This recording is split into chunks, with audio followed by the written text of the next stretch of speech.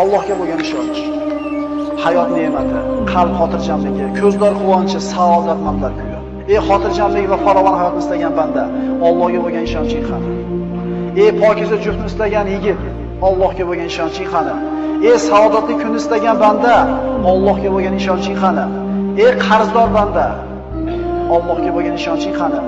Musibatlarni boshidan ko'tarishligini bandalar, Allohga bo'lgan ishonchimiz qani? Gunohkor bandalar, gunohlarni kechirishligiga bo'lgan Allohga bo'lgan ishonchimiz qani? Bizga mana shu ishonch naqadar kerak shu kunlarda. Suv bilan havodan ko'ra zarurroq bo'lgan ishonch. Bizda shu ishonch bormi? Axir Alloh menga duo qilinglar, ijobat qilaman degan, ishonmaymizmi? Allohdan ko'ra rostgo'yroq kim bor? Axir Parvardigorimiz Alloh tanglik, kambag'allikdan keyin yengillik, boylikni ham paydo qilib degan so'zga ishonch qani? Tanglik, mashaqqatdan keyin kenglikni ham, boylikni ham beraman deyapti Alloh. Ishonmaymizmi? Ishonaylik birodarlar. Tushkunlikka tushmaylik. Har xil gaplarga quloq solavermaylik. Peshonamizga Alloh yozganni oshcha narsa bo'lmaydi. Chunki hakimlardan biri aytgandek, yozilgan bo'lsa qayoqqa qoching? Yozilmagan bo'lsa nimadan qo'rqing? Yozibdimi? Qayoqqa borsang yetib boradi o'sha narsa. Yozilmabdimi? O'tga tashlasa o't kuydirmayapti. Pichoq torsa pichoq kesmayapti. Suvga tashlasa oqizmayapti. Sahroda o'lmayapti. Chunki nima qilmagan? Yozmagan. Qani shunga ishonch. Parvardigor qalblarimizda o'zingga bo'lgan muhabbatni sobit qilgin. O'zingga bo'lgan ishonchimizni, tavakkulimizni mustahkam va quvvatli qilgin. O'zingni zikring, shukringlarni hidoyat qilgin.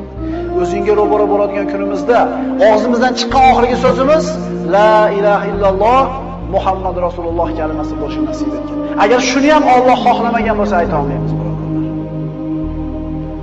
Alloh taolo siz bilan bizni mahzun bo'lmaslikka buyuradi. Alloh taolo siz bilan bizni o'ziga tavakkul qilishlikka buyuradi. G'am, qayg'u, huzn insonga nimani olib keladi? Alloh taolo siz bilan bizni man qilgan ish. Mahzun bo'lma. Hech qachon mahzun bo'lma. Chunki qayg'u seni o'tmishingdan bezovta qilib, kelajakdan xavotirga soladi. Oqibatda bugungi kuningni yo'qotasan. Hech qachon mahzun bo'lma. Chunki qalb qayg'u bilan ovora bo'lib, ruhing so'nib, yuzing nuri ketadi. Orzu umidlaring yo'q bo'ladi. Ey mo'min banda, mahzun bo'lma. Chunki qayg'u dushmaningni xursand qilib, do'stingni mahzun qiladi.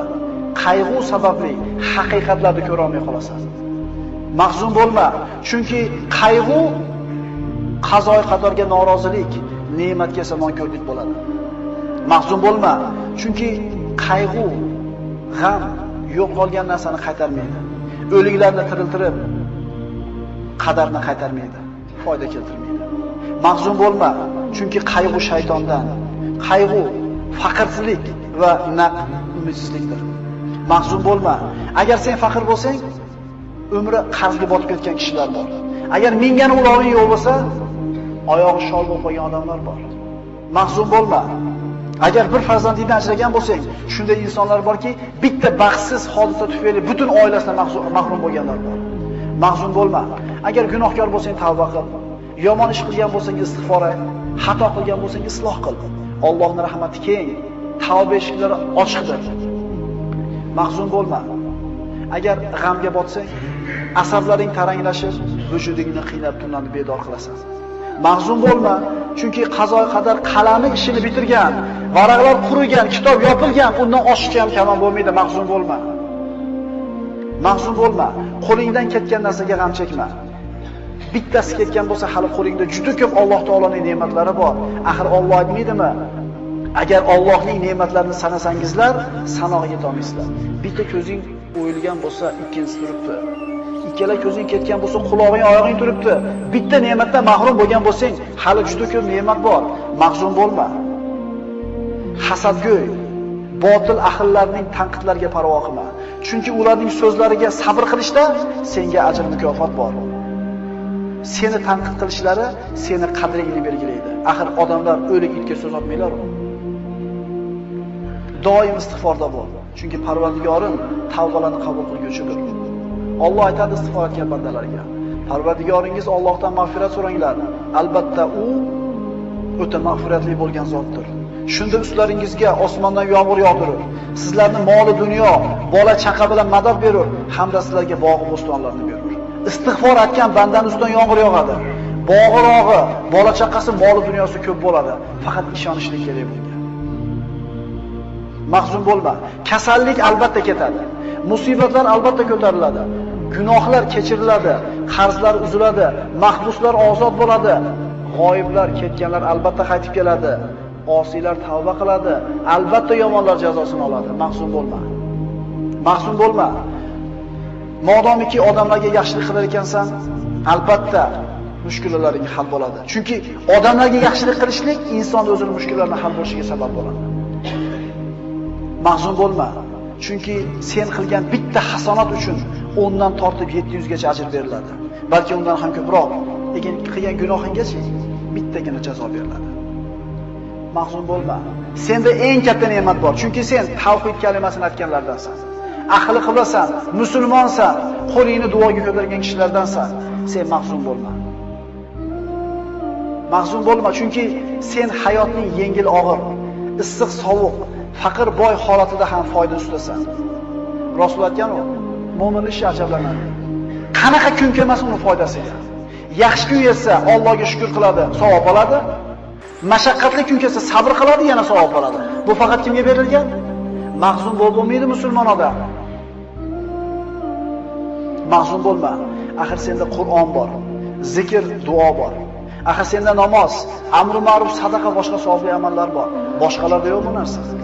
Kim xohlardi dunyoda iymoningni berasan, dunyodagi hamma xohlagan narsani beraman desa, qaysi mo'min xohladi shu narsani? Odamlarga zulm qilayotgan, haqlarini yeyotgan, tuhmat qilayotgan, bo'xton qilayotganlar ham o'ladi.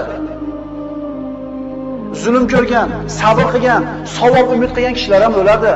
Lekin Alloh taoloning huzuriga borganda kim yutuqda bo'ladi? Dunyo hayoti vaqtincha. Ad-dunya sa'a fajal xato degan Rasululloh. Dunyo 1 soatlik umr bor yo'q. Ana shu 1 soatni ibodatga aylantiringlar degan Rasululloh. Kim o'lmaydi? Kim o'lmaydi? Mahzun bo'lma. Axir qora bulutlarning tarqaganini, qorong'i tunni yorishganini, shamollarni to'xtaganini ko'rmaganmisan? Inshaalloh mashaqqatlaring rohatga, hayoting yorug'likka, kelajaging ne'matga to'lib boradi. Inshaalloh. Mahzun bo'lma. Agar oldingda chora qolmasa, yo'llar berkilib, umidsizlik bostirib kelsa, yo Alloh degan. Mahzun bo'lma. Agar musibat, baxtsizlik, xavotir kelsa, yo Alloh degan. Mahzun bo'lma. Agar keng dunyo tor bo'lib ketgan bo'lsa, ishlar og'irlashsa, yo Alloh deb nido qilgin. Mahzun bo'lma. Agar oldingda eshiklar yopilsa, yo Alloh deb nido qilgin. Odam boshiga qiyin kun tushsa, tashvish bostirib kelsa, o'zini o'tishga urib ko'radi, butishga urib ko'radi, undan yordam so'rab ko'radi, bundan pul so'rab ko'radi, unga dardini aytib ko'radi, bunga shikoyat qilib ko'radi-da, oxirida nima deydi? Alloh endi o'zing borsan endi. Qachon? Oxirida. Siz Alloh deng, mushkulingizni Alloh kimi qo'li bilan qana qilib hal qilib beradi, uni kim biladi? Chunki unga saharlarda hojatlarni so'rab qo'llar cho'ziladi. Qalblar uning marhamatidan umid qiladi. Uning ismini aytib, ko'ngillar taskin topadi, ruhlar orom oladi, asablar tinchlanadi. Uning ismini qalbingdan aytgin. Ishonib unga duo iltijo qilgin. Uning rahmatidan umid qil. U duolaringni eshitib turganiga va albatta ijobat qilishiga ishongin. Shunda agar shunday so'rasak, nima bo'ladi?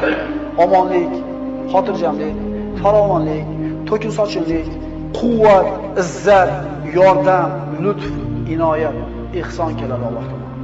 Faqat shunga loyiq bo'lishlik kerak. Yo Alloh, bedor ko'zlarga xotirjamlik uyqusini, omonlikni bergin. Istirobga tushgan qalblarga taskin va halovat bergin. Ularga yengillik va yaqin fathini bergin. Yo Alloh, ko'zlarini o'z nuringga hidoyat qilgin. Adashganlarni to'g'ri yo'lingga boshlagin. Parvardigoro, bizlardan g'am qayg'ularni ketkizgin. Ya Alloh, agar unutgan yoki xato qilgan bo'lsak, bizni azobiga giriftor aylama. Parvardigoro, bizlarning zimmamizga bizlardan ilgari o'tganlarning bo'yinlariga qo'ygan yukingni yuklama. Bizlardan tashvish iztiroblarni ketkizgin. Xavf va xatardan yolg'iz o'zingdan panoh so'raymiz. Parvardigor, sendan boshqalarga suyanib qolishdan, boshqalardan umid qilib qolishdan panoh so'raymiz. Sen bizning hojamizsan. Yengil kunimizda, og'ir kunimizda, tashvishli xotirjam kunimizda Allohga o'ziga ishonaylik.